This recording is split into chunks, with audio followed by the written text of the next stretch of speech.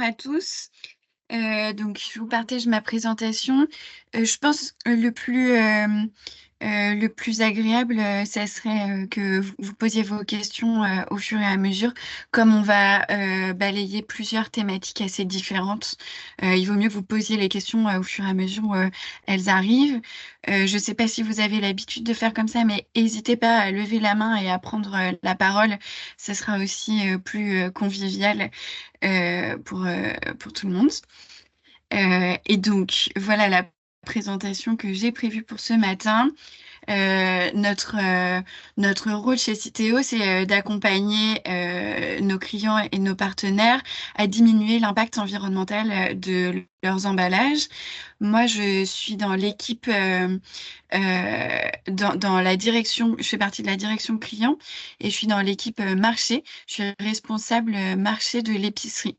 Donc, c'est moi qui suis en lien avec les entreprises du marché de l'épicerie et qui les accompagne pour pouvoir diminuer l'impact environnemental de leurs emballages.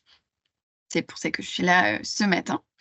Avant de vous présenter l'agenda, je voulais juste faire une petite passe sur les règles de concurrence applicables à la tenue de la réunion. Comme on est dans un contexte où vous êtes plusieurs entreprises potentiellement des mêmes secteurs, je vous laisse lire la slide. Mais l'idée, c'est vraiment de se dire que si à un moment vous avez l'impression que on va à l'encontre des règles du droit de la concurrence, n'hésitez pas à quitter la conversation. Il faut vraiment pas que ça soit qu'il y ait de problème à ce sujet-là. Ceci étant dit,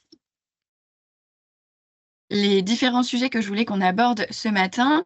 Je voulais d'abord vous partager assez rapidement les chiffres clés de Citeo et du secteur des emballages ménagers 2022 qui ont été publiés récemment par Citeo. Vous pouvez le retrouver sur Internet et notre impact Citeo.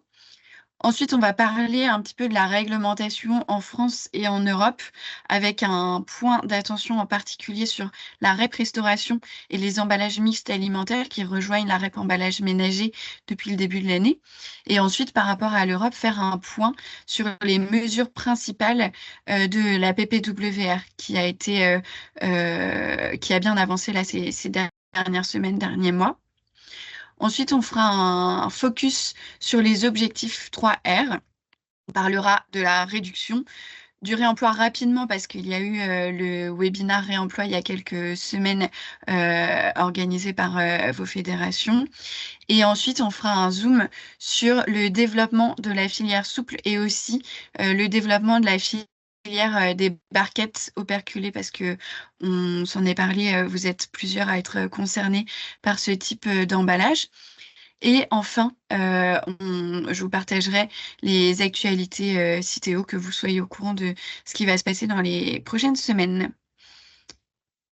Si ça vous va, je ne sais pas si peut-être vous aviez d'autres attentes par rapport à ce matin. N'hésitez pas à le mettre en commentaire dans le chat. Comme ça, je verrai si à la fin de l'échange, j'aurai le temps d'aborder les sujets qui vous paraissent non abordés dans ce sommaire. Et pas de micro levé, donc j'y vais. Les chiffres clés 2022. Ici, une première slide pour vous montrer le gisement des emballages ménagers en France. Qu'est-ce que ça représente? Déjà, en termes de nombre d'entreprises qui sont clientes chez Citeo, on en a 46 422.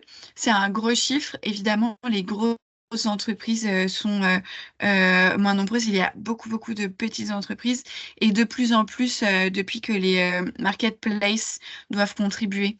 Donc, il y a beaucoup de petits clients étrangers qui sont des marketplaces. Ces 46 422 entreprises, elles représentent 973 millions d'euros de contribution en 2022. Il faut savoir que Citeo, on est une entreprise à but non lucratif, donc toutes les contributions que vous nous reversez, on les utilise pour pouvoir gérer la fin de vie des emballages. Tout est réinjecté dans le circuit. Ensuite, premier camembert, c'est le gisement des emballages ménagers en France. Donc là, on se rend compte en tonnes de ce que représente le verre, principalement, quasiment la moitié du gisement. Ensuite, le plastique, une petite vingtaine de pourcents, suivi du papier carton. Et à droite, je vous ai mis aussi le camembert en unité de vente consommateur, UVC, ce qui permet de se rendre compte de la différence de l'impact. Quand on se parle en unité de vente consommateur, on voit que c'est vraiment le plastique qui est le matériau majoritaire, suivi par le papier carton et le verre devient tout petit. C'est assez intéressant, surtout sur vos secteurs, puisque vous avez beaucoup de matériaux verts. Voilà pour la première slide de chiffres clés. Ce qui est intéressant, une fois qu'on a vu cette photographie, c'est de se dire quelles sont les performances du recyclage en France. Donc en 2022, on est à 65,5% de taux de recyclage, plus 1 point par rapport à 2021. Pour ceux qui suivent les chiffres Citeo depuis plusieurs années, vous pouvez vous dire que vous avez l'impression que c'est en baisse parce que les années précédentes, le taux de recyclage était plus haut. C'est pas une baisse de performance, c'est une modification de la méthode de calcul. Donc, on a vraiment pris 1 point en performance, mais on a changé notre méthodologie de calcul pour pouvoir utiliser la méthodologie européenne et donc pouvoir nous comparer avec les autres pays. C'était une obligation réglementaire de changer cette méthodologie de calcul. Ce qui est intéressant à voir, c'est sur la droite, le détail par matériau, où là, vous voyez un gros gap sur le plastique, où on n'est qu'à 24,5% de taux de recyclage en France. C'est pour ça aussi qu'on travaille sur le développement des filières de recyclage dont je vais vous parler tout à l'heure. Est-ce que pour cette première partie, chiffre clé, la photographie des emballages ménagers en France et les performances de recyclage, est-ce que pour le moment ça pose des questions? Je vois pas de réaction dans le chat, pas de main levée.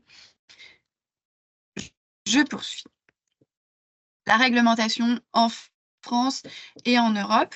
Pour démarrer, la REP restauration, ça c'est vraiment pour être sûr que vous ayez bien les dernières informations du début de l'année. Que dit la loi par rapport à cette entrée en vigueur de nouvelles REP? Juste pour être sûr que tout le monde ait bien le vocabulaire. REP, c'est responsabilité élargie du producteur. Donc les emballages ménagers, c'était une première filière à responsabilité élargie du producteur qui avait été lancée dans les années 90, en 92 exactement. Et les filières se multiplient, notamment avec la loi AGEC. Et donc, dans l'article 62 de la loi AGEC, on a une obligation de mettre en place une filière à responsabilité élargie du producteur pour les professionnels de la restauration. Cette filière devait être mise en place en 2021 et ça a été décalé, notamment à cause de la crise sanitaire, mais aussi parce qu'il y a du retard qui a été pris côté pouvoir public. Ce qu'il faut retenir sur cette filière, c'est qu'elle a été splittée en deux par un arrêté qui a été publié à l'été l'année dernière. Vous verrez sur le PDF que Isabelle vous transférera, vous avez les liens vers les arrêtés, donc vous pourrez le consulter. Et en fait, que dit cet arrêté? Il vient donner une définition des emballages par rapport à leur format. Donc, les grands formats d'emballage vont rejoindre la REP emballage de la restauration et les petits formats d'emballage, eux, vont rejoindre la REP emballage ménager en tant qu'emballage mixte alimentaire. C'est exactement ce qui est expliqué dans l'encadré bleu en haut. Et en bas de la slide, vous avez la frise avec les différents rebondissements des derniers mois où on a eu l'arrêté au mois de juillet 2023, le cahier des charges des éco-organismes qui a été publié fin juillet, enfin l'agrément de l'éco-organisme Citeo Pro qui a été partagé le 11 mars 2024 pour une entrée en vigueur de la REP emballage de restauration le 15 mars. C'est très réglementaire. Les slides suivantes, normalement, elles vont venir un peu donner plus de visibilité opérationnelle. N'hésitez surtout pas si vous avez des questions. Qu'est-ce qu'un professionnel de la restauration?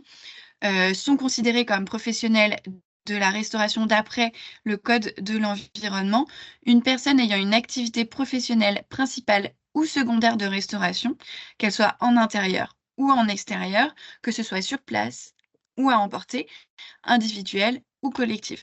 On considère donc la restauration commerciale, donc tout ce qui est restauration traditionnelle, restauration rapide, tout ce qui est chaîne, charcuterie, traiteur, boulangerie, pâtisserie, et aussi la restauration collective.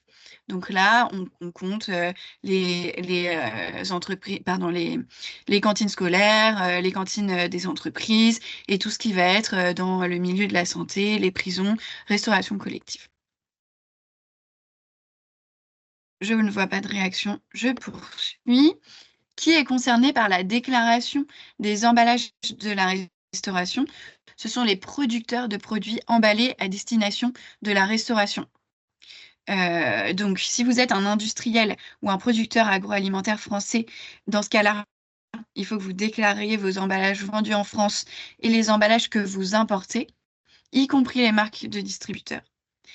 Si vous êtes un industriel ou un producteur agroalimentaire étranger, dans ce cas-là, vous n'avez pas besoin de déclarer vos emballages. Comme ce qui est écrit dans le premier encadré, c'est à déclarer pour ceux qui vous importent en France. Si vous êtes un distributeur ou un grossiste alimentaire, vous devez déclarer les emballages que vous importez depuis l'étranger et vous devez déclarer les produits et les emballages que vous mettez en vente et que vous conditionnez vous-même. Et enfin, si vous êtes un professionnel de la restauration, vous déclarez les emballages que vous importez depuis l'étranger. Je vous ai mis ici une slide qui vient représenter le périmètre de la REP pour les emballages de la restauration. Donc, les emballages relevant de la REP restauration, c'est ceux qui sont supérieurs au seuil qui sont définis par l'annexe. Je vous ai mis des exemples dans les slides suivantes. Ensuite, les emballages qui sont plus petits que les seuils, eux, ce sont des emballages mixtes alimentaires, donc à déclarer dans la REP emballage ménager et papier graphique. Et enfin, tout ce qui est emballage de transport, les palettes, les cartons de regroupement, tout ça, ça sera des emballages qui seront à déclarer dans la future REP, la REP pour les emballages industriels et commerciaux, qui doit rentrer en vigueur en 2025, d'après le même article de la loi AGEC que la REP emballage de la restauration.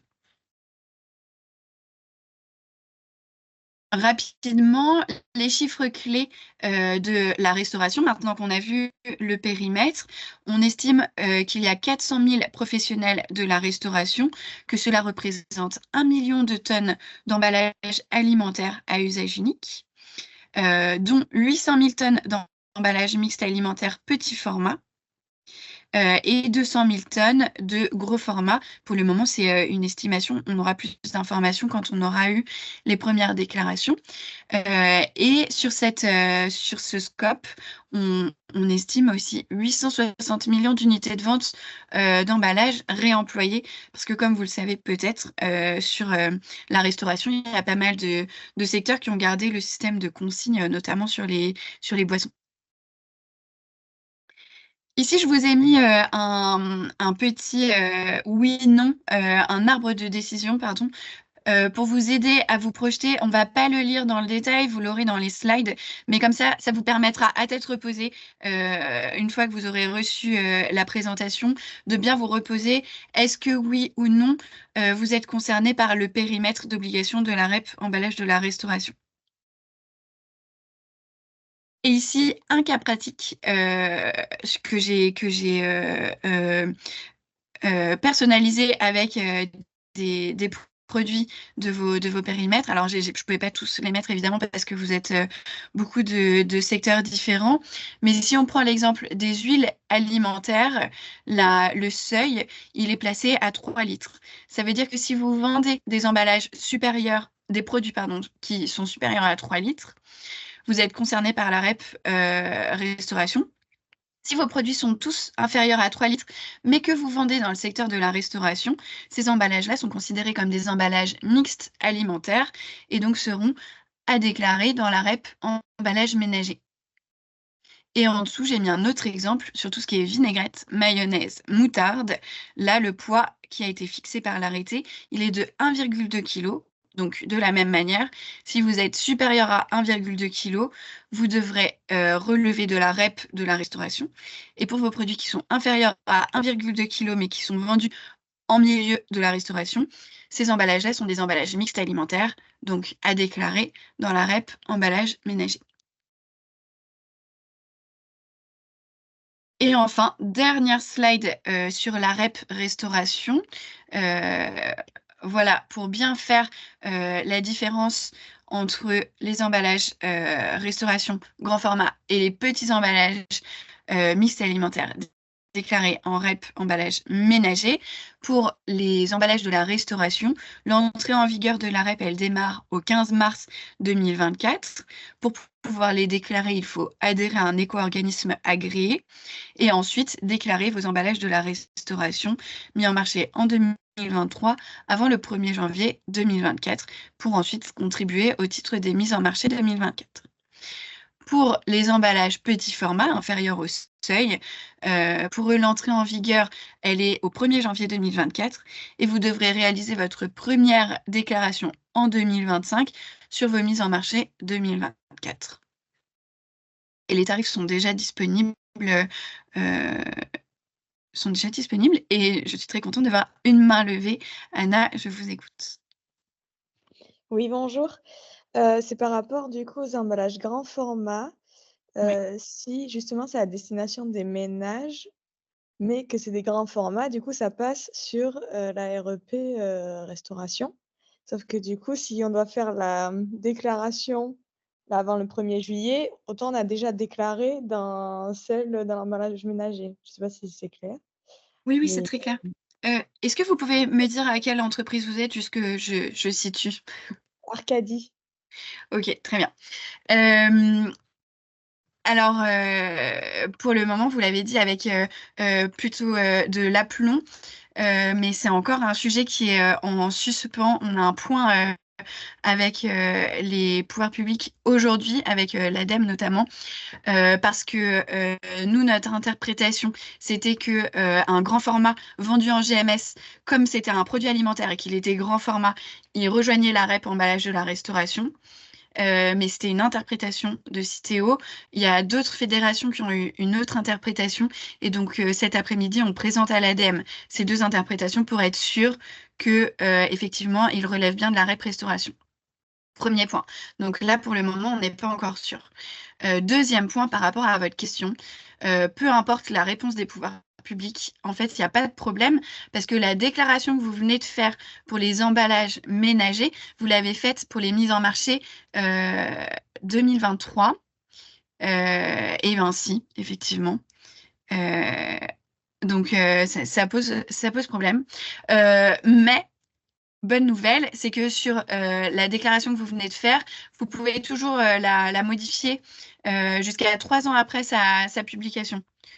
Donc, vous pourrez apporter les modifications engendrées en fonction de la réponse de est-ce que ces emballages-là relèvent du grand format et donc de la REP emballage restauration ou est-ce que ça relève des petits formats.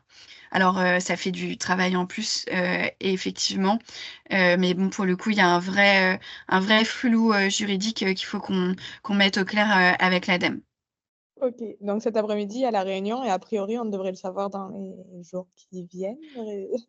Oui, alors je vous donne la date d'aujourd'hui. Je ne sais pas si j'ai bien fait de vous la donner parce que ça prend toujours du temps, le temps que la réunion ait lieu.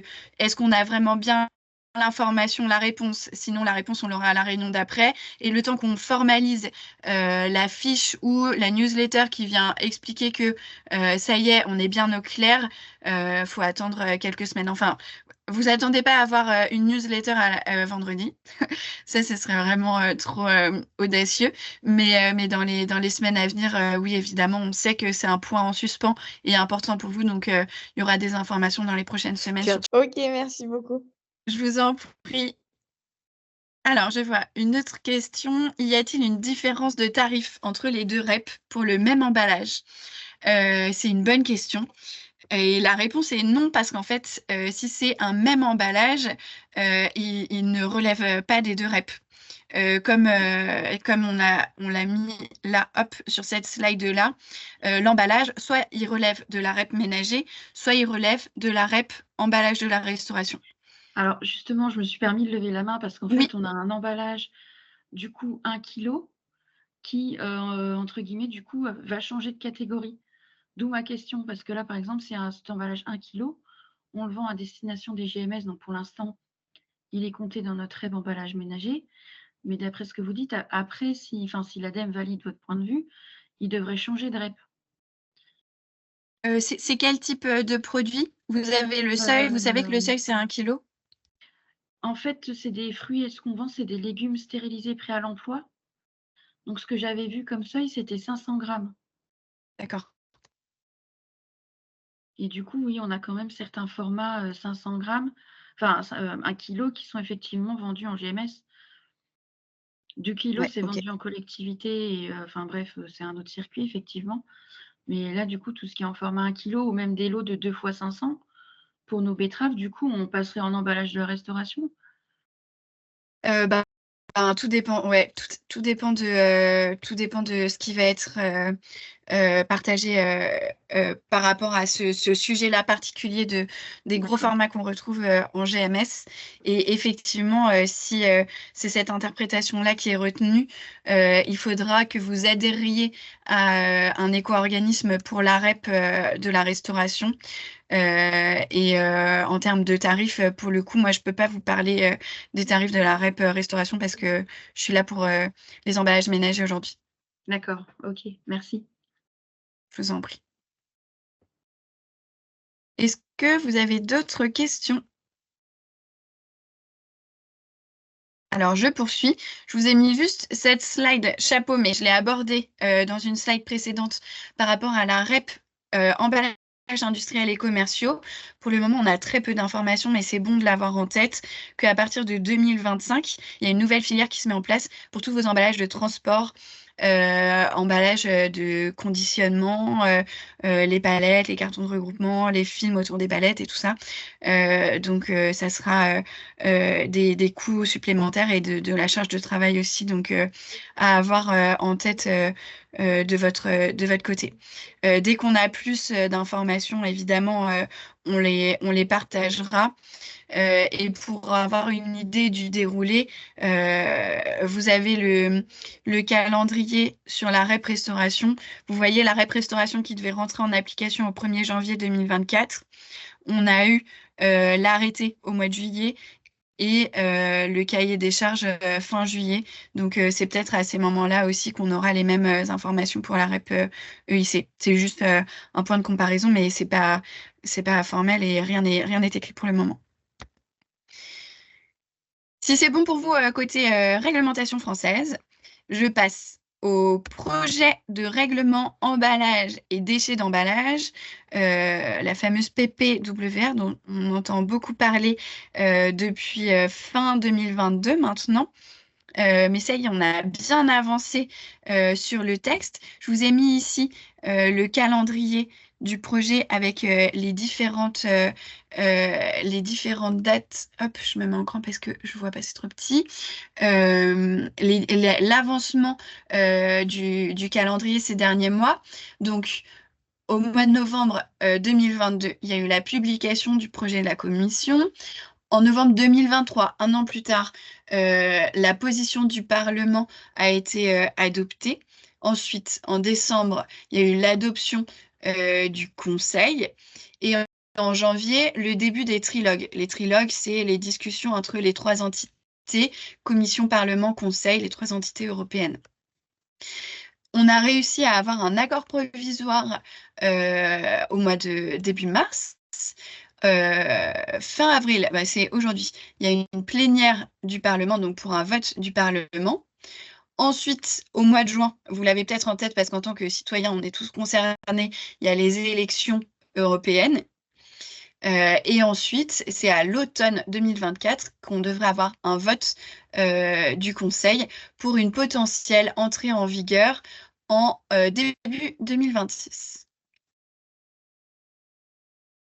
Voilà pour le calendrier. Si ça pose pas de questions, j'enchaîne.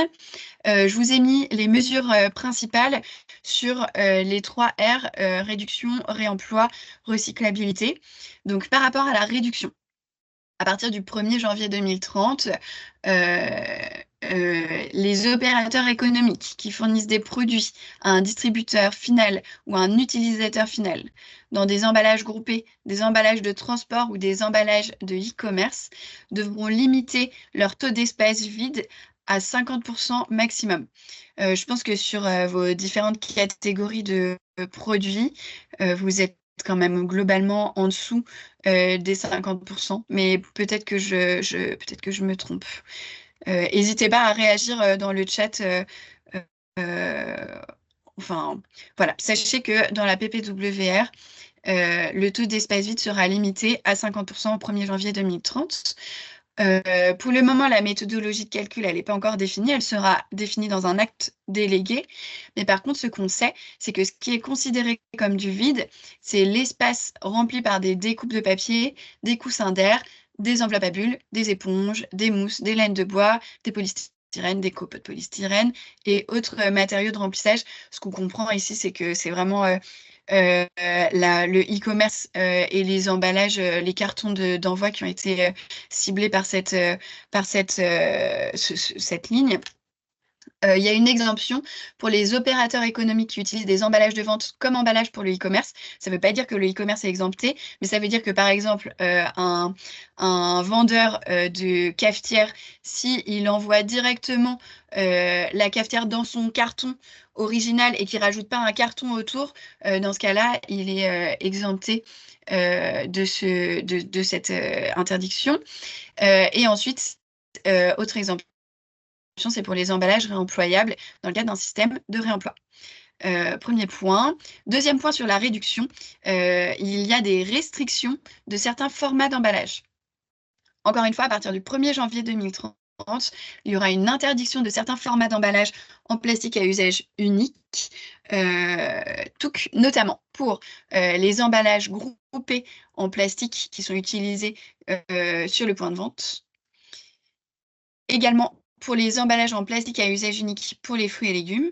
Et ensuite, dans tout ce qui est CHR, donc on revient dans notre monde de la restauration, tous les emballages en plastique à usage unique pour les aliments et boissons qui sont conditionnés et consommés sur place. Et enfin, les emballages en plastique à usage unique pour portions individuelles, condiments, confitures, sauces, crème pour café, sucre et assaisonnement. Donc là, pour le coup, j'imagine que vous êtes plusieurs à être concernés. Bon, sur les cosmétiques, beaucoup moins, mais sachez que les emballages miniatures de cosmétiques pour les hôtels seront eux aussi interdits et les sacs en plastique très légers. Voilà pour notre premier R sur la réduction. Je ne vois pas de questions. Je poursuis. Par rapport aux objectifs de réemploi. Pour les objectifs de réemploi, il y a des objectifs sur les boissons alcoolisées et non alcoolisées. Et ensuite, une obligation de mise à disposition de recharge 2 ans après l'entrée en vigueur du texte. Donc, s'il rentre bien en vigueur en 2026, ce sera pour 2028. Pour les boissons froides ou chaudes et pour la nourriture à emporter et les plats préparés destinés à être consommés immédiatement. Il y a des obligations de reprise des distributeurs et enfin des exemptions sur certains types de produits, vins spiritueux, lait et produits hautement périssables. D'autres exemptions, je passe rapidement, puisqu'ici, vous n'avez pas trop de boissons. La question que cette slide, même la slide suivante et la slide précédente, peut poser, c'est OK, aujourd'hui, en France, on a la loi AGEC qui va plus loin sur les objectifs et obligations de réemploi, puisqu'on a ce fameux 10% qu'on verra plus tard de réemploi pour 2027. Donc la question qui se pose, c'est est-ce que, comme c'est un règlement, ça vient squeezer toute la réglementation française. Pour le moment, on est en cours d'analyse des textes pour savoir, parce que c'est pas clairement dit, est-ce que la loi française peut aller plus loin ou pas. Je vois une réaction que je lis. Donc, dans la liste CHR du texte européen, des petites portions comme confiture ou les sauces, on ne parle pas des petites portions de margarine ou de beurre. Sont-elles concernées? C'est une bonne question. Je me remets sur la slide, c'est pas précisé. Je me note la question. Qu'est-ce qui est écrit exactement? Emballage plastique à usage unique pour portions individuelles, condiments, confiture, sauce, crème pour café. Ouais, c'est pas écrit. Je ne sais pas. Peut-être que ça vaut le coup de passer par votre fédération pour poser la question. Et puis moi, je vois en interne aussi si on a la réponse. Mais en tout cas, la question est notée. Hop, alors, on était repassé sur la réduction. On passe sur le réemploi et hop, voilà, la recyclabilité, notre troisième R. À partir du 1er janvier 2030, les emballages devront être conçus pour être recyclés. Il y aura un système de notation avec des critères de performance A, B, C et des interdictions de mise sur le marché lorsque ça sera inférieur à C en 2030 et inférieur à B en 2038. Il y aura des lignes directrices de conception pour recyclage qui seront publiées dans les années à venir. Donc, vous le voyez, en 2028 pour chaque catégorie d'emballage, qui devront prendre en considération les standards développés par le CEN. Sachez qu'en ce moment, il y a des travaux sur la normalisation sur la recyclabilité des emballages en plastique au niveau de l'Europe. Côté Citeo, on a notamment Vincent Collard qui nous représente dans ces travaux-là pour dessiner les normes de recyclage européennes. Et donc, c'est à ça que fait référence le dernier point. Des exemptions sont prévues sur les emballages des dispositifs médicaux, sur les emballages sensibles au contact pour les préparations pour nourrissons, pour les emballages utilisés sur le transport de produits dangereux, les emballages de vente en bois léger, en liège, en textile, en caoutchouc, en céramique, en porcelaine ou en cire.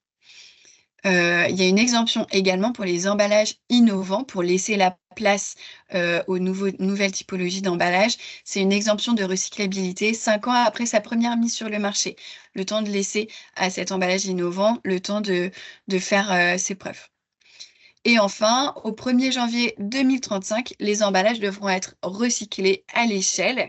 La définition de la recyclabilité à l'échelle, elle est liée à la quantité annuelle sur le territoire de l'Union européenne de matières recyclées par catégorie d'emballage. Et la publication de la méthodologie se fera en 2030 dans un acte d'exécution. J'en ai terminé pour la PPWR. Avant de passer aux objectifs 3R, est-ce que vous avez d'autres questions? J'espère que je ne vous ai pas endormi avec cette partie réglementaire et que vous arrivez à suivre malgré le format webinar. Hop. Alors, les objectifs 3R. On y va. Vous savez que ces dernières années, il y a plusieurs objectifs qui ont été fixés par l'État, des objectifs ambitieux, à la fois sur la réduction, le réemploi et le recyclage. Sur cette slide, on voit que sur la réduction, on a un objectif de global sur tous les déchets d'emballage ménager de moins 15% d'ici 2030. La date de comparaison, c'est 2010. Et deuxième objectif qui est fixé là par le décret 3R, c'est une baisse de moins 20%, mais là, on n'est que sur les emballages en plastique à usage unique, et l'année de référence, c'est 2018. Donc, 2 objectifs ambitieux sur la réduction, un objectif très ambitieux sur le réemploi de 10% en 2027. Attention, petit point d'attention sur cet objectif-là. Il a été inscrit dans le cahier des charges des emballages ménagers. Qu'est-ce que ça veut dire ? Ça veut dire que ces derniers mois, on avait l'habitude de dire c'est 10%, mais ça peut être 10% sur vos emballages ménagers, de restauration ou industriels et commerciaux. Le signal qui a été envoyé par les pouvoirs publics en mettant cet objectif dans le cahier des charges des emballages ménagers, ça veut dire que ce 10%-là, il doit être atteint pour les emballages ménagers. Et donc, potentiellement, que dans la REP emballages industriels et commerciaux, il y aura 10% à atteindre sur les emballages industriels et commerciaux. Enfin, vous voyez, c'est un objectif qui se décline sur les différents scopes. Et je vois une question de Carole. La réduction se calcule en volume ou en poids? sur la réduction, on est en tonnage d'emballage, donc en poids. Et enfin, troisième R sur le recyclage, on a un taux de recyclage cible des emballages ménagers qui est de 65% en 2025, un taux de recyclage cible des plastiques qui est de 50% en 2025, donc très élevé. Comme vous l'avez vu tout à l'heure, on est à 24% sur le plastique, et un taux de collecte des bouteilles de boissons de 90% en 2029. Maintenant qu'on a vu ces trois objectifs, un premier bilan qu'on peut faire, notamment sur les objectifs du décret 3R. Attention, on n'est pas tout à fait sur les mêmes objectifs. Le décret 3R, on a un premier objectif de réduction de 20% des emballages en plastique à usage unique, un deuxième objectif de 100% des emballages recyclables et un troisième objectif de fin des emballages en plastique à usage unique inutile.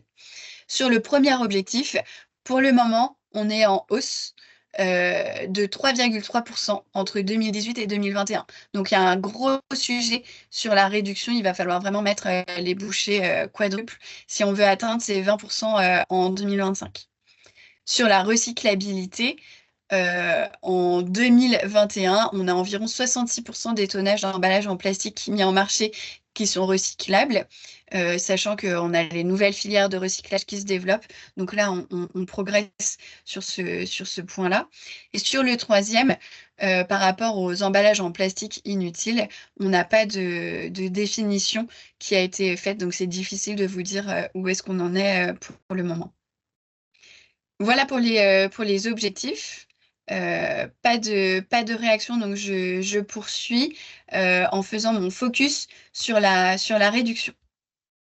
Premier R, vous le verrez pour ceux qui sont clients chez Citeo, et puis si on refait ce format de webinar, nous on a vraiment comme objectif et comme stratégie de fortement insister sur ce premier pilier de la réduction dans les prochains mois, prochaines années. Ça va vraiment devenir un levier clé des 3R. Je vous ai mis ce graphe-là que vous aviez dans la slide précédente pour que vous voyez que aujourd'hui sur la filière REP emballage ménager, on est en hausse ces dernières années, donc on n'est pas à l'atteinte de l'objectif. Et ici, une slide qui vient repréciser les différents objectifs de réduction, avec les moins 20% de réduction des emballages en plastique, les moins 50% de bouteilles en plastique pour 2030, la suppression des emballages en plastique à usage unique inutile et les moins 15% d'emballages ménagers à usage unique pour 2030 par rapport à 2010.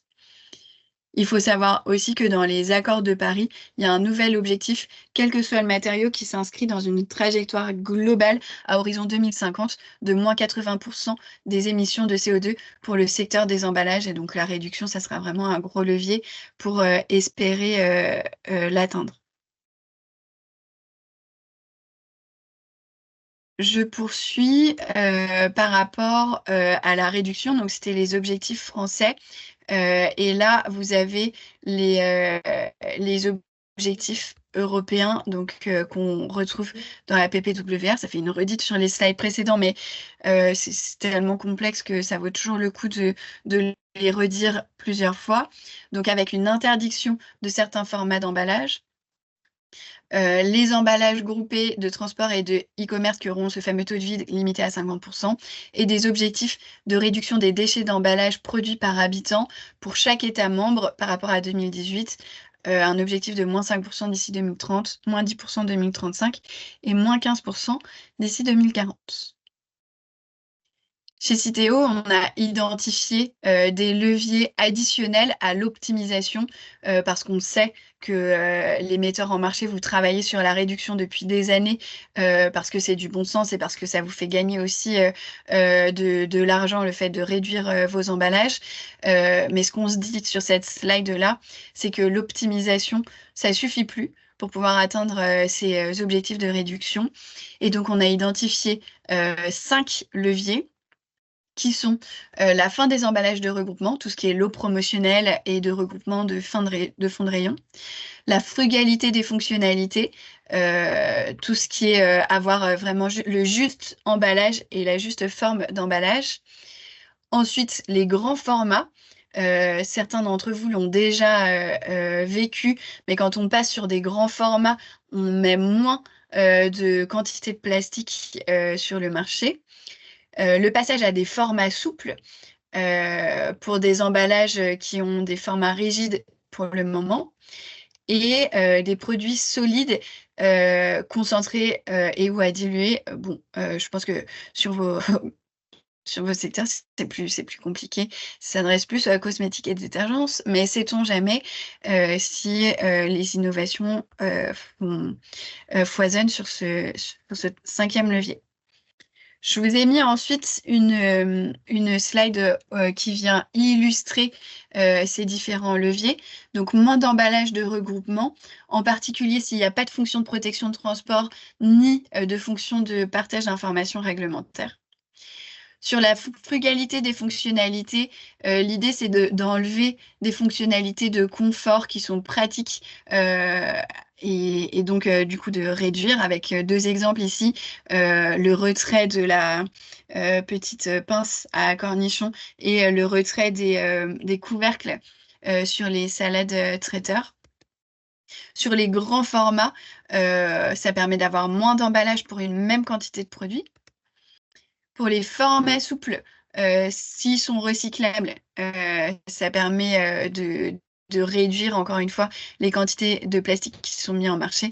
Et pour les produits solides, concentrés ou à diluer, encore une fois, ça permet de réduire fortement l'emballage. Je vois qu'il y a des réactions, mais on est toujours sur le sujet réduction, sur le sujet précédent. N'hésitez pas si vous avez des remarques sur ce sujet. Je poursuis pour vous aider sur la réduction. On a rédigé un livrable sur le taux de vide. L'objectif de ce livrable, c'était de cartographier le vide dans les emballages, de comprendre les raisons pour lesquelles on a du vide dans les emballages et d'aider les entreprises, donc de vous aider à identifier le vide à réduire en priorité en définissant un vide utile et un vide inutile au regard des critères de la loi AGEC qui sont ensuite extrapolés à tous les matériaux. L'idée, c'est de commencer à lister des pistes et des solutions techniques pour le supprimer. Le livrable, il donne une définition du vide. On a 24 fiches vides. Je vous en ai mis une en exemple dans les slides suivantes. Et un guide méthodologique et des illustrations. Comment on l'a fait, ce livrable? On a interviewé des experts, ingénieurs PAC. On a interviewé certains de nos clients. Et on a compilé les connaissances à date sur le sujet qu'on retrouve dans les plans de prévention ou dans différents projets qu'on conduit sur le sujet. Les 3 catégories de vide qui ont été identifiées sont le vide lié à des contraintes du produit, le vide lié au process et au conditionnement et le vide lié aux enjeux marketing et commerciaux. Ce qu'on se dit, c'est que les 2 premiers types de vides sont des vides utiles. Le premier utile au regard de la loi AGEC.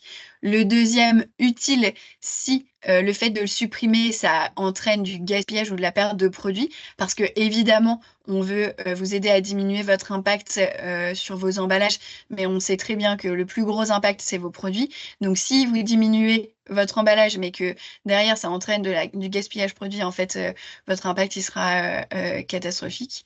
Donc, c'est pour ça qu'il est utile si la suppression n'entraîne pas du gaspillage. Et enfin, il est inutile si sa suppression n'entraîne pas de gaspillage. Et le troisième, tout ce qui est vide lié aux enjeux marketing et commerciaux, inutile au regard de la loi AGEC. Dans le livrable, vous trouverez donc des fiches. Je vous ai mis ici l'exemple de la chips. Le vide lié à l'ajout d'atmosphère pour protéger contre les chocs. On ne va pas la parcourir totalement puisque de toute façon, vous aurez les slides, donc vous pourrez le relire ensuite. Est-ce que ça appelle des questions, des réactions? Sinon, je passe au réemploi. Très rapidement le réemploi parce que vous avez eu une intervention il y a peu de temps, mais c'est quand même important de l'aborder parce que là, ces dernières semaines, on a été très occupés, et vous aussi, je pense, par le reporting réemploi. Donc, il y a un objectif réglementaire de 10% d'emballage réemployé en 2027. Et pour pouvoir suivre le taux de réemploi, vous avez un premier exercice de reporting à faire en 2024. Vous avez encore jusqu'au 30 avril pour pouvoir remettre votre reporting réemploi sur votre espace client Citeo pour que nous, on puisse consolider les données et les envoyer à l'ADEME. C'est vraiment le premier point sur lequel j'avais envie d'insister ce matin. Et ensuite, sur le financement, il y a le renouvellement de l'appel à projet qui va être fait avec la publication du cahier des charges dans les prochaines semaines. Si ça vous intéresse, vous le recevrez dans vos newsletters Citeo. Et enfin, l'activation Reuse qui est en cours en ce moment pour pouvoir mettre en place le système de réemploi à l'échelle nationale. Si vous n'avez pas de réaction sur cette slide, je ne vais pas aller dans le détail, mais sachez qu'il y a 2 slides supplémentaires sur le reporting réemploi et une slide sur l'appel à projet 2023.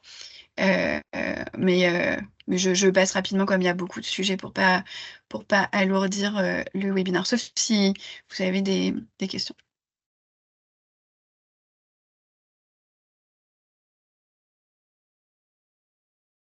Dans ce cas-là, je passe à notre 3e R, le développement des filières de recyclage.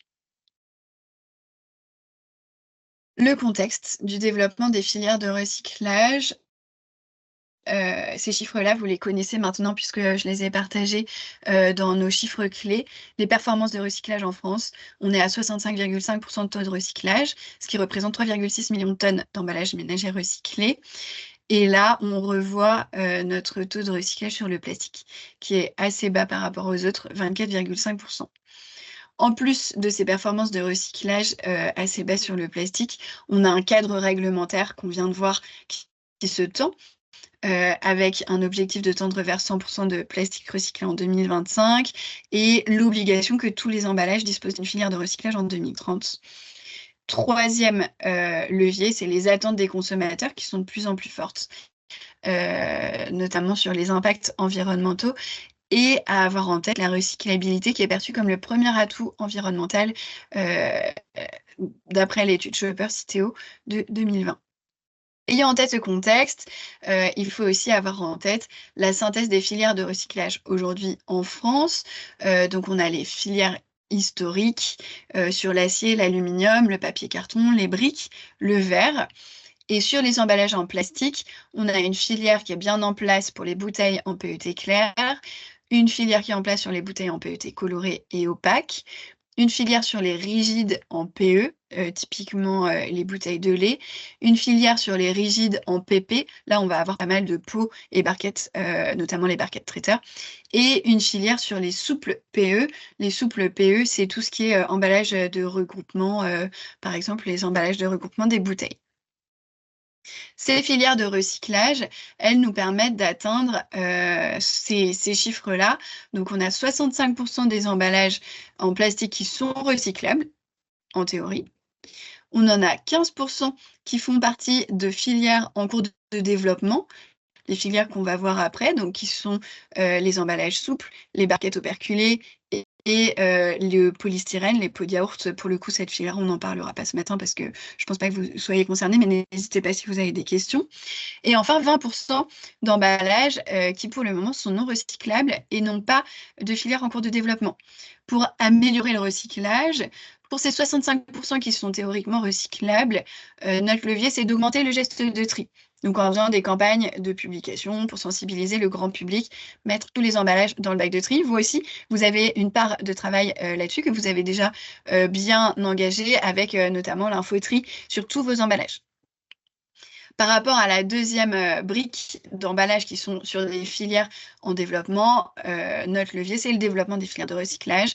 Et pour le troisième bloc, là, pour le coup, ça va être des efforts d'éco-conception pour pouvoir rejoindre les filières qui sont aujourd'hui ou en développement ou déjà en place.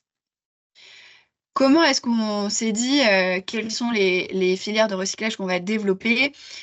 Pour pouvoir développer une filière de recyclage, il faut qu'on ait un gisement d'emballage qui soit suffisant. Il faut qu'on ait des technologies de tri et de recyclage qui soient efficientes et qui fonctionnent. Et il faut qu'on ait des débouchés suffisants et pérennes. On a réussi à trouver 3 filières de recyclage plastique qui ont été identifiées comme ayant un fort potentiel. Moi, je vais vous parler de 2 filières. La filière des emballages souples, base polyoléphine, PO. C'est quoi une base polyoléphine? C'est un mix entre du polyéthylène et du polypropylène. Pour ces emballages-là, ce n'est pas les derniers chiffres que vous avez, c'est les chiffres 2021, mais on a un gisement de 120 000 tonnes de souple en polyéthylène, de 40 000 tonnes de souple en polypropylène et de 150 000 tonnes de souple complexe qui ont un potentiel de basculement, soit vers une filière existante, soit vers la filière en cours de développement. Donc le gisement était bien présent. Les technologies de recyclage étaient présentes puisque sur le polyéthylène, on avait déjà le recyclage mécanique et que sur le polyéthylène, les PO, on a des solutions de recyclage chimique qui sont en cours de développement. Et enfin, pour le débouché, on voit une forte demande de réintégration dans les emballages alimentaires que nous permettent les technologies de recyclage chimique. Et donc, on a bien ces trois points: le gisement, les technologies de recyclage et les débouchés. C'est pour ça qu'il y a plusieurs groupes de travail qui ont été impulsés, notamment le Club PP en 2020, pour pouvoir travailler et mettre en exergue le fait qu'on avait bien ces 3 piliers-là. Et enfin, le consortium Flex 25, qui a été lancé en 2020, qui réunit des industriels et des distributeurs, avec pour ambition de construire des solutions de recyclage à l'échelle pour les emballages souples en PE, en PP et en PO d'ici 2025 et viser un retour à l'emballage alimentaire qui répond aux exigences de traçabilité d'ici 2030. Donc il y a un double enjeu: développer la filière et ensuite permettre de répondre aux exigences de traçabilité. Ça, c'est pour la filière des emballages souples. Est-ce que vous avez des questions? J'espère que je ne vous ai pas perdu parce qu'on rentre un peu dans le détail. Et pour les barquettes et pots operculés ou non operculés en PET, c'est pareil. On avait un gisement avec 50 000 tonnes de pots et barquettes en PET et 35 000 tonnes de pots et barquettes en PET-PE. Des technologies de recyclage avec un recyclage limité des barquettes et des pots qui étaient non operculés, qui pouvaient rejoindre la filière des bouteilles et flacons, et le développement de solutions de recyclage mécanique et de nouvelles technologies enzymatiques et dépolymération, du recyclage chimique. Je ne rentrerai pas dans le détail ce matin. Avec des débouchés encore bien existants, puisqu'il y a une forte demande de réintégration dans l'emballage alimentaire qui est rendue possible grâce aux technologies de recyclage chimique. Il y a un consortium qui a été lancé en juillet 2021 pour permettre de rassembler des industriels et des distributeurs. Et l'ambition, c'est de créer une filière de recyclage pour tous les pots et barquettes en PET actuellement mis sur le marché, avec un retour au contact alimentaire à horizon 2025. Donc là, vous avez vraiment la photo des filières qui sont en cours de développement. Qu'est-ce que ça pose comme question? C'est en cours de développement, mais du coup, quand est-ce que ça sera développé? Pour ça, il faut revenir sur qu'est-ce qu'un emballage recyclable. On a la définition de la recyclabilité qui a été partagée dans le décret QCE, qualité caractéristiques environnementales, qui était publié à l'été 2021. Et donc, cette définition, elle repose sur 5 étapes. La première étape, il faut que notre emballage ait la capacité à être collecté à l'échelle du territoire. La deuxième étape, c'est qu'il faut que l'emballage ait la capacité à être trié. La troisième étape, c'est qu'il n'y ait pas d'éléments perturbateurs pour le tri, ni pour le recyclage. La quatrième, c'est qu'on arrive à retirer de cette matière recyclée au moins 50% en masse du déchet collecté. Et la cinquième, c'est que ces 4 premières étapes-là, elles soient vraies à l'échelle industrielle et en pratique. Il faut pas, parce que s'il y a un tout petit projet qui se monte et on se dit oui, on arrive à les trier, à les collecter, à les recycler, mais que ça prend pas en considération tout le gisement en France, dans ce cas-là, ça ne marche pas, ça ne répond pas à la définition de la recyclabilité. Je vous ai mis une deuxième slide qui reprend ces points-là, mais si vous avez un cerveau plus visuel, il y a des pictos, c'est parfois plus simple à comprendre comme ça. Et génial, j'ai une question. Cette définition française de la recyclabilité peut être remise en cause par la PPWR et quelle réglementation serait prioritaire? Excellente question, sans réponse pour le moment. En fait, ça vient faire écho à ce que je vous disais sur les objectifs qui sont mis dans la PPWR. On est en cours d'analyse des textes pour savoir à quel point ce qui va être rebattu par la PPWR va venir complètement écraser ou va venir compléter ce qui est déjà en vigueur en France. Pour le moment, on n'a pas encore de réponse. Ça répond bien à votre question, Florence? Super. Donc, je vous l'ai remis ici, un emballage recyclable, les étapes à valider. La toute première étape, et là, le job, il est chez vous, c'est d'éco-concevoir les emballages pour qu'ils puissent intégrer les filières de recyclage. Donc, la priorité, c'est le corps de l'emballage en monorésine. Ça permettra d'être d'autant plus, d'avoir un meilleur taux de recyclabilité. Et le fait qu'il n'ait pas de perturbateurs, ni de perturbateurs au tri. Typiquement, les emballages sombres, pour ceux qui ont des barquettes, vous le savez, le noir de carbone, c'est perturbateur au tri. C'est un exemple. Ni perturbateur au recyclage. Il ne faut pas que ça vienne perturber le processus du recycleur. Le deuxième point, c'est la collecte. La collecte qui est possible à l'échelle nationale depuis le début de l'année pour tout le monde en France, pour toutes les populations. C'est tous les travaux qu'on a appelés les extensions des consignes de tri.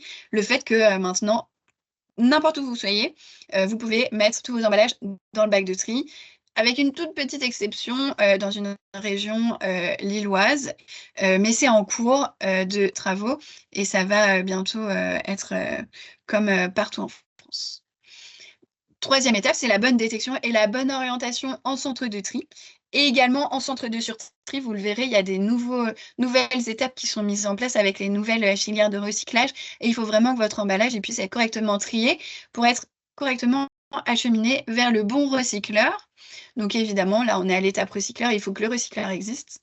Et enfin, qu'on ait des débouchés pour la matière, que la qualité de la matière recyclée soit suffisamment bonne pour pouvoir être réutilisée dans des emballages soit aptes au contact alimentaire, soit non, en fonction du secteur, mais pour vous, ça sera plutôt apte au contact alimentaire.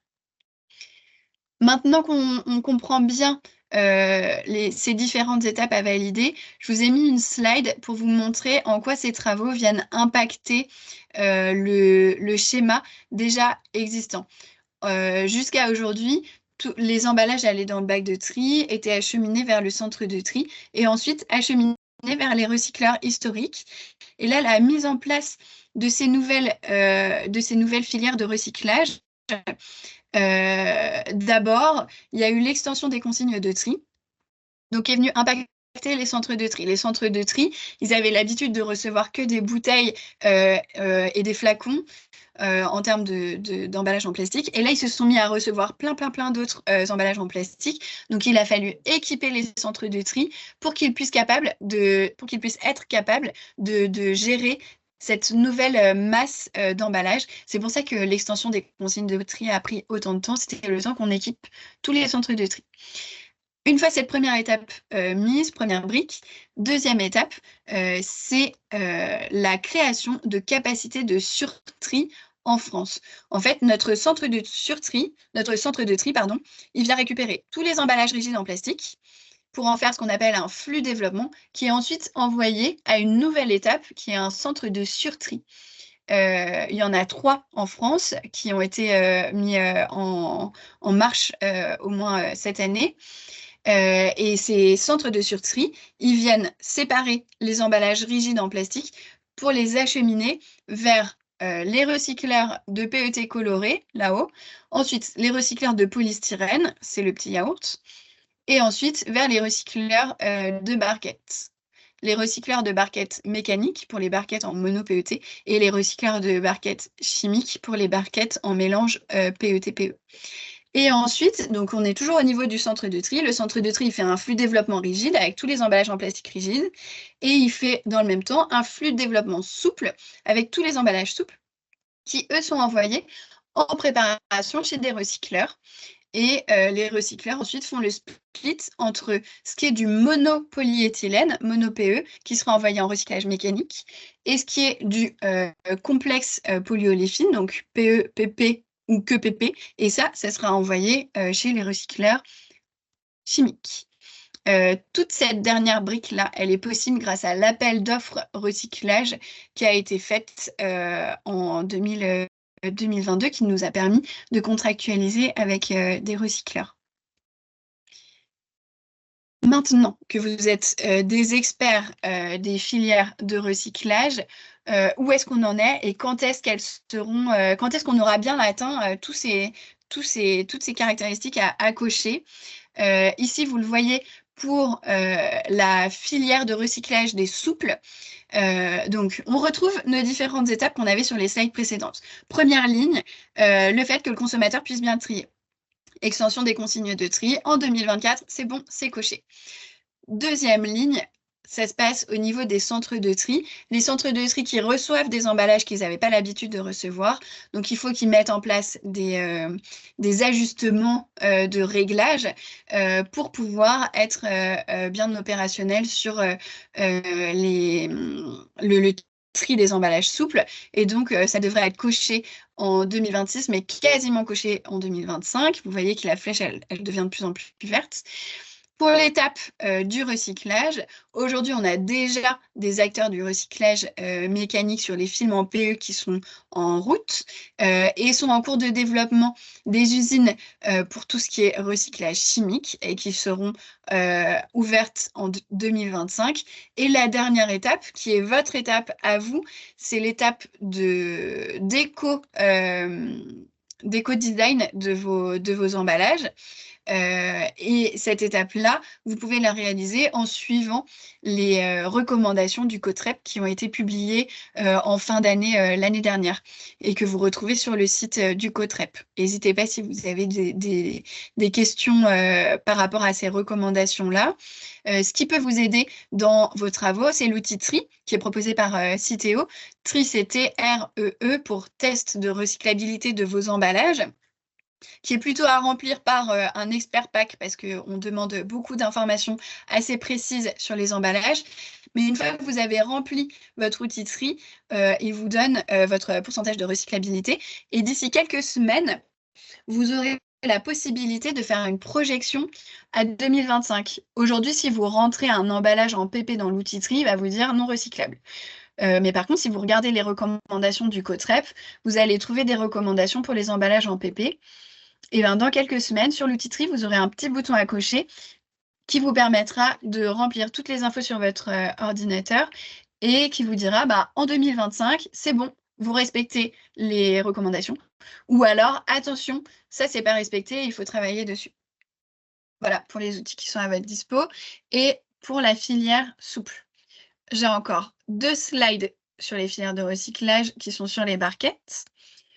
Première slide sur les barquettes, c'est pour les barquettes en mono-PET clair. Ça veut dire qu'on n'a que du PET dans cette barquette. On retrouve nos différentes étapes. Première étape, extension des consignes de tri, c'est bon.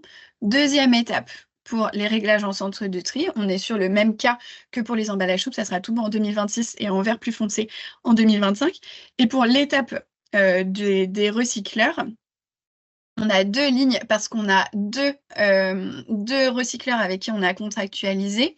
Un premier qui va récupérer 70% du flux, c'est la première flèche verte, et un deuxième qui va récupérer 30% du flux, c'est la deuxième flèche verte. Et on n'est que sur du recyclage mécanique ici. Et encore une fois, vous avez les recommandations d'éco-conception qui sont disponibles sur le site du COTREP. Deuxième slide sur les barquettes. Là, c'est pour les barquettes et pots en PET-PE clair. Donc, c'est en film plutôt complexe. Et là, pour le coup, c'est différent. Et la différence, elle est au niveau du recycleur, de la troisième ligne. Je ne vous refais pas le descriptif de toutes les lignes. Je pense que vous commencez à comprendre le déroulé maintenant. On y est presque. Il me reste une slide sur les actualités de Citeo. Le chapitre sur les filières de recyclage et les 3R touche à sa fin. Je ne vois pas de réaction. N'hésitez pas, si jamais vous avez des questions. Et ma toute dernière slide, donc là, ça va être un peu plus léger, c'est sur les actualités beaucoup plus court terme chez Citeo. C'était juste que vous ayez les dernières infos en tête. Je profite de l'occasion de tous vous rencontrer aujourd'hui. Les événements. On a le lancement de l'appel à projet Encore plus de réemploi qui est vraiment très très prochainement qui sera très très prochainement partagé. Donc là, c'est pour pouvoir bénéficier des financements si vous avez des projets de réemploi en tête pour l'année 2024. Ensuite, il y a eu un webinar qui a été réalisé au mois d'avril. Je l'ai laissé cette information, c'est intéressant parce que désormais, Tri est accessible à vos fournisseurs et même accessible à tous. Donc, si jamais vous aviez ce genre de problématique dans les années précédentes, sachez que maintenant, vos fournisseurs peuvent avoir accès à Tri. Autre information, nous serons présents au Salon du Vrac et du Réemploi mi-mai. N'hésitez pas à passer sur le stand. Moi, j'y serai le mardi matin, le 14 mai, mais dans tous les cas, il y aura d'autres personnes de Citeo si jamais vous avez des questions. Et enfin, il y a le lancement d'un appel à projet sur le PVC qui va être partagé dans les prochaines semaines. En termes d'outils et services, nouvelle piqûre de rappel parce que c'est vraiment le sujet qui m'a occupée et qui vous occupe aussi ces dernières semaines, c'est sur le reporting du réemploi à remplir avant le 30 avril. En termes d'outils, un outil hyper pratique, je vous conseille de cliquer sur le lien quand vous aurez le support. C'est Easy Infoterie. C'est pour vous permettre de construire vos infotries de manière hyper simple et ça va vraiment répondre à toutes vos questions. On en a beaucoup moins qu'avant, mais il y a toujours quelques questions qui subsistent sur les infotries. Et en fait, cet outil, il est un peu magique, il vient répondre à toutes vos questions. Donc, n'hésitez pas, si vous êtes en train de revoir vos packs, de passer sur cet outil qui est vraiment top. Ensuite, il y a l'annonce des conclusions de l'appel à projet sur les manchons. Les manchons, c'est aussi appelé les sleeves qui se mettent autour des bouteilles. Si vous êtes intéressé et que vous n'avez pas reçu la newsletter, elle a été envoyée hier, je crois. Contactez-moi pour que je vous la transmette. Ensuite, mise à disposition des nouveaux contrats fusionnés pour la filière emballage ménager et papier graphique, parce que jusqu'à présent, on avait deux filières, une filière emballage ménager et une filière papier graphique, et maintenant, elles ont fusionné, donc il y a des nouveaux contrats qui viennent prendre en compte les deux filières. Et en courant avril, on va communiquer sur le dispositif SEE pour signalement des emballages excessifs. Je ne vous l'ai pas mis dans la partie réduction parce qu'il y avait déjà beaucoup d'informations, mais c'est un outil qui est disponible sur le site internet Citeo, pas l'espace client, vraiment sur le site internet pour le grand public. Et n'importe quel consommateur peut venir renseigner un emballage et dire moi, je trouve que cet emballage-là, il est trop, il y a trop de suremballage, il y a trop de vide, il y a trop d'éléments, il n'est pas frugal. Voilà. C'est vraiment la plateforme sur laquelle les consommateurs peuvent venir un peu signaler les emballages qu'ils trouvent excessifs. On va communiquer en 2 temps. On va communiquer auprès des entreprises clientes Citeo sur le bilan, où on en est et les différentes remontées qu'on a eues. Et on va communiquer auprès du grand public. Donc, il faut s'attendre à ce qu'il y ait de plus en plus de signalements qui soient faits. Jusqu'à présent, on en avait entre 30 et 100 par mois à peu près. Si votre entreprise était vraiment ciblée nommément, vous avez reçu l'information.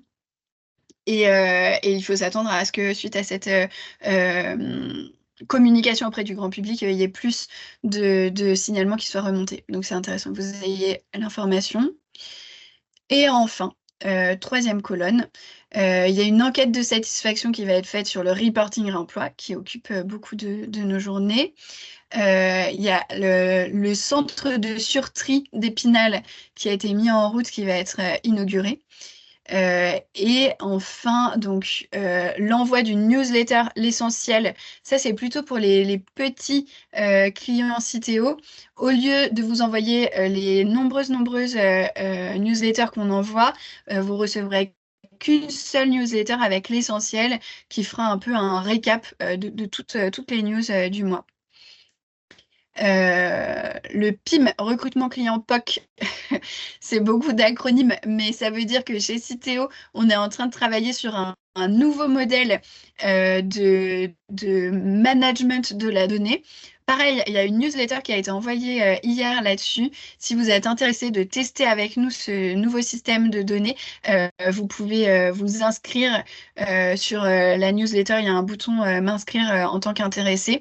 L'idée, c'est de se dire qu'on va venir faire communiquer vos systèmes de données automatiquement avec nos systèmes de données via les données que vous remplissez chez GS1 ou GS1, je ne sais pas comment vous l'appelez, mais GS1, c'est l'acteur qui s'occupe des codes barres que j'imagine vous connaissez tous.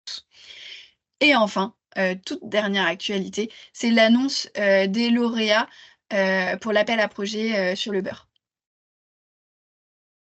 Je me mets sur cette slide-là pour dire que c'est terminé, mais c'est pas terminé parce que là, c'est la session de questions-réponses. Et ce qu'on s'est dit au moment de la préparation de ce matin, c'est que on est très preneur de savoir si pour vous c'est intéressant ce type de format-là, savoir si on vous le reproposera ou pas. Donc avoir votre avis sur le format webinaire de finalement que 1h15, sauf si vous avez plein de questions qui arrivent dès maintenant.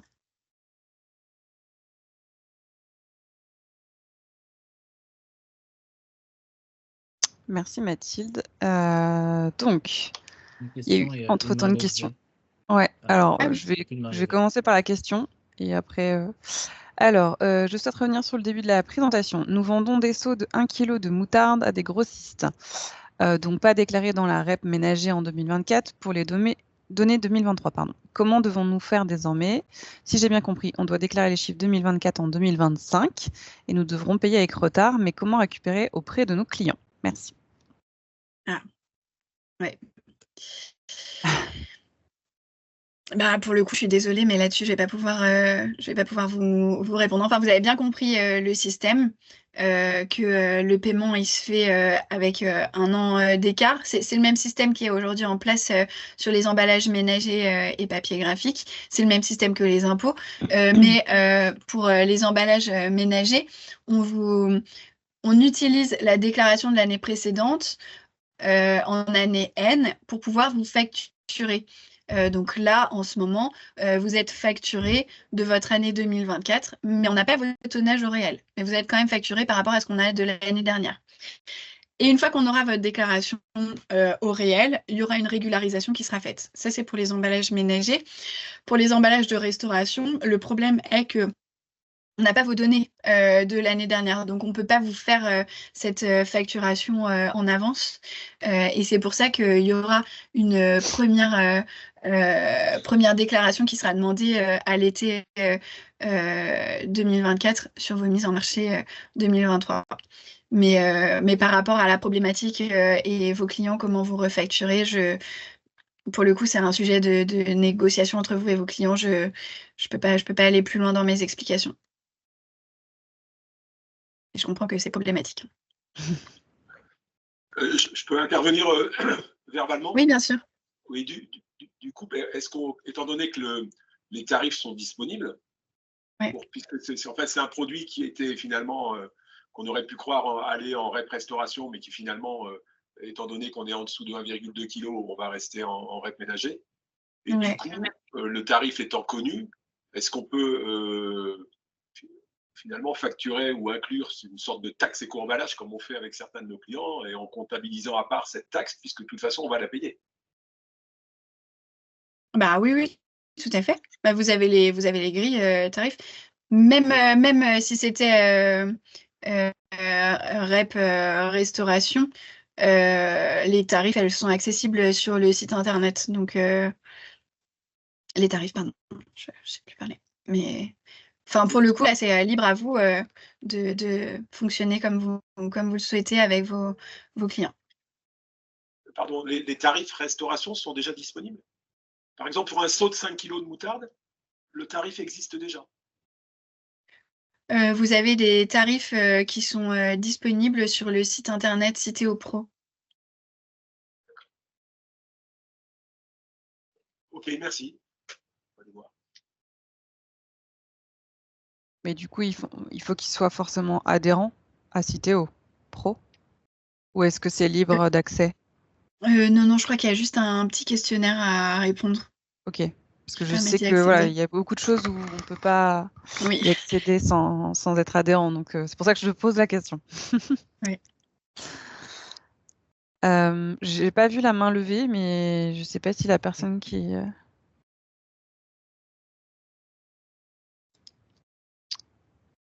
Si, Sylvie, beau jeu. Et bonjour, j'avais une question complémentaire aussi sur la restauration productive. Les produits distributeurs, entre guillemets, mais on ne sait pas forcément derrière si ils vendent à la restauration productive et on vend on connaît pas. J'entends pas très bien, je sais pas si c'est chez moi. Non, Ouais. non, j'ai pas compris Non, non ça doit plus. être chez moi, ça doit aller mieux là. Vous m'entendez? Un peu Un peu mieux. mieux. Ah, bon. Oui, on vend des produits à des distributeurs, mais on ne sait pas forcément derrière quel est le marché final auquel les produits qu'on leur vend sont destinés. Donc, enfin, même eux, je ne sais pas s'ils sont capables de savoir si tous leurs clients vendent en restauration sur place ou à emporter, je ne sais même pas. Donc, on part du principe que tout part en restauration collective. Ou comment on peut faire ce genre comment on peut prendre en compte ce genre d'incertitude? Alors, je sais pas si vous voyez bien sur cette slide-là où je vous ai dit qu'on ne rentrait pas dans le détail, mais que vous pourriez la Ouais, consulter. Il y a un sujet où en fait, ouais, si vous savez que vous vendez plus de 50% de vos produits alimentaires grand format à des professionnels qui ne sont pas des professionnels de la restauration et que vous pouvez le prouver, dans ce cas-là, vous n'avez pas à les déclarer dans la REP emballage de la restauration. Mais par contre, bon, déjà, si vous êtes inférieur aux 50%, mais ça, vous ne pouvez pas trop le savoir de ce que je comprends par rapport à votre distributeur, dans ce cas-là, dans le doute, il faut déclarer. Ok, d'accord, très bien, merci. Je vous en prie.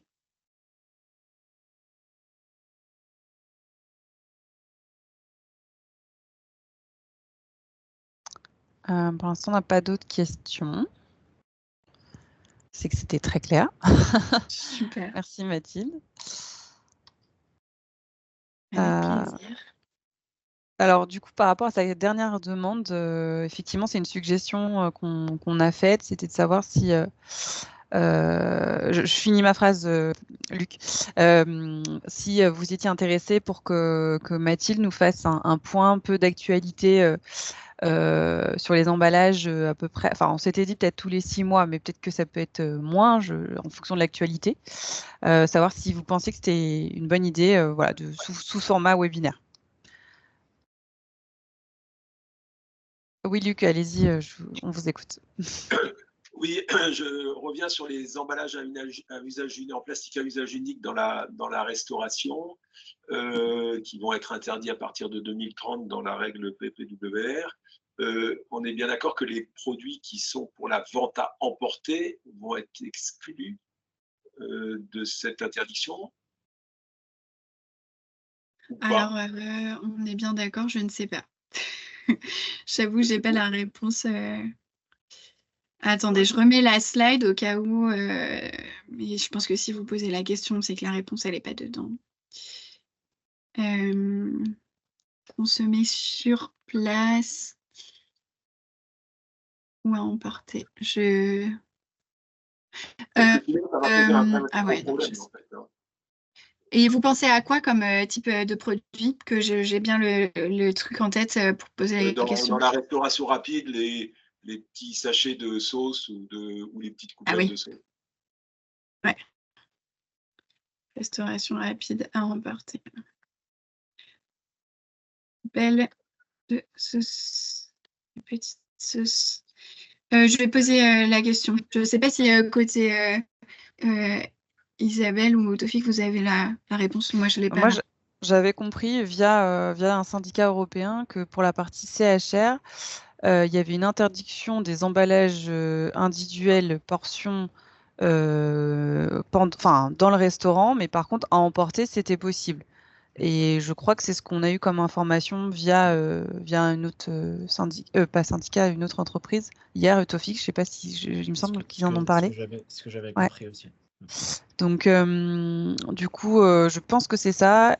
Après, on peut revérifier, mais bon, il faudrait revoir aussi avec PPWR où en est le projet du règlement. Donc, après, normalement, il y a aussi Christina Lania qui pourrait nous éclairer, qui connaît très bien le sujet PPWR aussi. Mais voilà, en tout cas, c'était moi les dernières infos que j'avais. En sachant que côté emballage, le fait que les portions individuelles seraient interdites au sein même d'un restaurant, ce qui a été évoqué au niveau Europe, c'est pour nous, il y avait un risque de contamination croisée des allergènes, typiquement par exemple dosettes de moutarde et mayonnaise qui seraient juste à côté. Donc ça, c'était le premier point qu'on avait évoqué et remonté au niveau de Food Drink Europe, si je me souviens bien. Et l'autre point qui était d'un point de vue hygiénique. Mais a priori, voilà, on n'a pas eu vraiment gain de cause. Donc, en tout cas, c'était les dernières nouvelles que j'avais eues. Mais depuis, je n'ai pas eu d'autres infos. Voilà ce que je peux dire.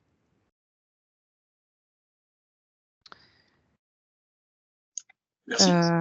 Pas de rien. Moi aussi, j'apprends des choses comme ça. Après, voilà, je peux essayer de reposer la question pour voir, mais je crois que ça n'avait pas. Voilà. Je pense qu'il faut que on voit avec Christina de l'ANIA qui va pouvoir peut-être nous aider. Alors, je vois qu'on a beaucoup de personnes qui disent qu'ils sont très intéressés par une intervention. Donc, déjà, c'est une bonne nouvelle.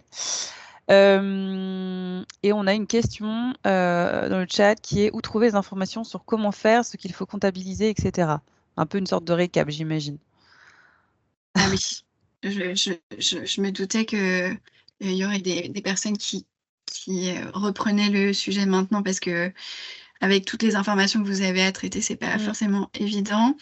Première question, je ne sais pas de quelle entreprise vous êtes, si vous êtes bien client Citeo, mais si vous êtes bien client Citeo, il faut aller faut avoir un profil déclarant ou profil principal, correspondant principal, pour pouvoir aller dans l'espace déclaration. Donc, quand vous arrivez sur votre espace client, sur la gauche, il y a tout un ascenseur là avec les différentes thématiques que vous pouvez aborder. Vous cliquez sur déclaration, ça vient dérouler de nouvelles propositions et il y a un truc qui s'appelle reporting réemploi. Et quand vous allez sur cet espace-là, vous avez accès à un tutoriel en vidéo qui a été fait suite à un webinaire qui a été un peu compliqué, mais qui vient vraiment simplifier le reporting réemploi. Vous avez accès aussi à une présentation qui vient expliquer comment déclarer. Et vous avez aussi une foire aux questions qui répond à plein de questions. Faut pas non plus prendre peur parce que finalement, si vous faites pas de réemploi sur vos emballages ménagers, c'est pas si compliqué à répondre. Le fichier Excel, vous l'ouvrez et vous allez directement sur l'onglet transverse, données transverses. Ça, c'est si vous n'avez pas de réemploi sur vos emballages ménagers. Et dans ce cas-là, vous avez 3 étapes. Une première étape pour les emballages ménagers, en fonction de votre type de déclaration, vous avez ou non à déclarer. Si vous faites déjà une déclaration à l'unité de vente consommateur, les données seront automatiquement reprises, donc vous n'avez rien besoin d'ajouter. Et par contre, pour les données de restauration et les données emballages industriels et commerciaux, c'est là où il y a peut-être un peu de travail à faire, parce qu'on vous demande 3 informations. Le nombre d'unités d'emballage à usage unique, le nombre d'unités réemployables neuves et le nombre d'unités réemployées. Et ça, on vous le demande sur la restauration et on vous le demande sur l'EIC. Donc derrière, c'est 3 petites cases qui ont l'air très simples, mais en fait, l'impact, on vous demande de compter tous vos emballages, quoi. Mais on ne vous demande pas de rentrer dans le détail. Il n'y a pas autant de détails que ce qu'on demande dans la REP restauration. Enfin, c'est vraiment juste un nombre d'unités. Et comme c'est la première année, mon conseil, c'est vraiment de faire une estimation, de faire au plus juste, mais on sait très bien que ça ne va pas être le miroir complet de la réalité, quoi. Je ne sais pas si ça répond à votre question, et je vois une nouvelle main levée. Oui, Sylvie.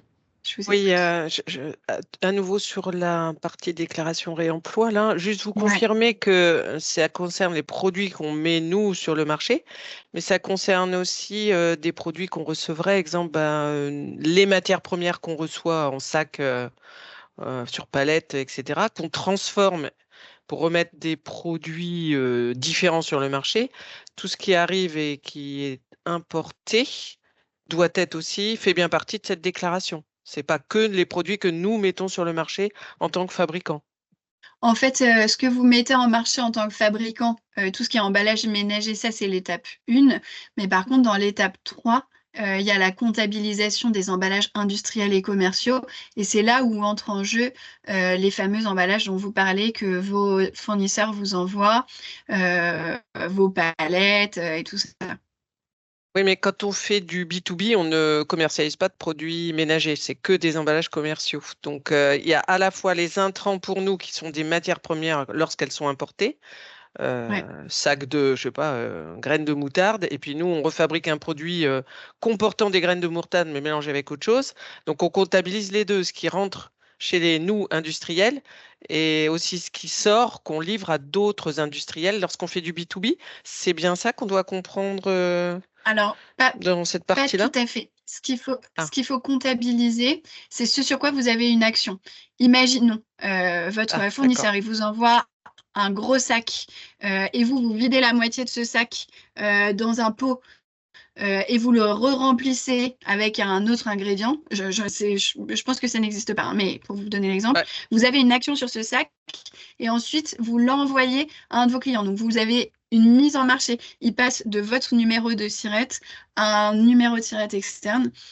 Là, c'est une mise en marché d'un emballage, donc il faut qu'il soit comptabilisé. En principe, si tout le monde joue le jeu, vos fournisseurs qui vous ont envoyé ce sac-là et que vous allez peut-être pas réutiliser, eh ben, pour eux, ça compte une mise en marché. Mais c'est eux qui la comptent. Vous comptez ce qui sort de chez vous. Ou alors, mais quand si on vous envoie une palette, vous envoie une palette avec des produits, vous la dépiotez pour la remettre des choses dessus et l'envoyer à un autre client, vous comptez cette palette. Ouais, mais en fait, quand on reçoit des matières premières, si on transforme à 100% les matières premières, c'est-à-dire on ne remet pas sur le marché les mêmes matières. Si on transforme à 100%, on n'a pas à comptabiliser ces matières dans ce cas-là. On ne comptabilise que ce qu'on produit nous. C'est bien ça. Donc la petite phrase dans les textes qui dit que c'est tout importateur dont les produits sont commercialisés dans des emballages en France, ça ne concerne pas les ingrédients que nous, on va transformer et revendre sous une autre forme, mais admettons qu'on les revende jamais sous forme telles qu'ils nous sont arrivées, on ne les comptabilise pas. C'est bien ça. J'étais dans un contexte France, mais oui, effectivement, si vous l'importez de l'étranger, en tant qu'importateur, vous devez le déclarer. Même si on retransforme tout et que ce n'est pas remis sur le marché tel quel, on est d'accord. Ouais. D'accord. Si je Donc peux éventuellement voilà. poser la question un peu différemment, on importe un sac d'épices d'un autre pays, un sac de 20 kilos. On va l'utiliser, on va le vider et on va mettre ce sac de 20 kilos dans 150 000 pots de moutarde. Ouais. Est-ce que le sac vide d'épices qu'on a utilisé et qu'on va forcément jeter, on doit le déclarer?